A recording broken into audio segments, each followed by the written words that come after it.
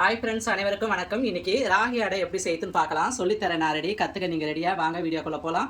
அதுக்கு முன்னாடி நம்ம சேனலை லைக் பண்ணுங்கள், ஷேர் பண்ணுங்கள், சப்ஸ்கிரைப் பண்ணுங்கள். தேவையான அளவுக்கு ராகி மாவு எடுத்துக்கோங்க. டேஸ்ட்டுக்கு தகுந்த மாதிரி சால்ட்டு போட்டுக்கோங்க. ஜாரில் 10 பல் பூண்டு போட்டுக்கிறேன். காஞ்ச மிளகாய் 10 சேர்த்துக்கிறேன். கொஞ்சமாக தண்ணி விட்டு நைஸாக அரைச்சிக்கிறேன். இதை மாதிரி நைஸாக அரைச்சி சேர்த்துக்கலாம். கைப்பிடி அளவுக்கு முருங்கீரையை க்ளீன் பண்ணி சேர்த்துக்கிறேன். தண்ணி விட்டு சப்பாத்தி மாவு பதத்துக்கு கலந்துக்கலாம்.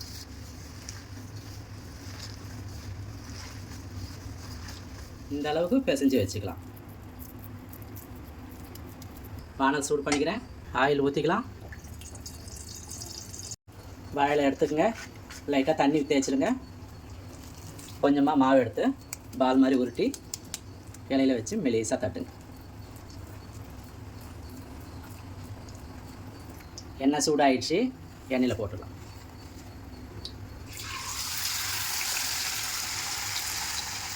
ஒன் சைடு வெந்துடுச்சு, ரெண்டாவது சைடு திருப்பிக்கலாம். விருப்பம் இருக்கவங்க இதை மாதிரி ஆயிலில் பொரிச்சிக்குங்க. ஆயில் வேண்டான்னு நினைக்கிறவங்க தோசைக்கல்லில் போட்டு எண்ணெய் சுற்றி விடலாம். உங்கள் விருப்பம் தான் அது. அவ்வளோதாங்க, அடை ரெடி ஆகிடுச்சு. இது மாதிரி நீங்களும் வீட்டில் ட்ரை பண்ணி பாருங்கள். அடுத்த வீடியோவில் சந்திப்போம். பாய்.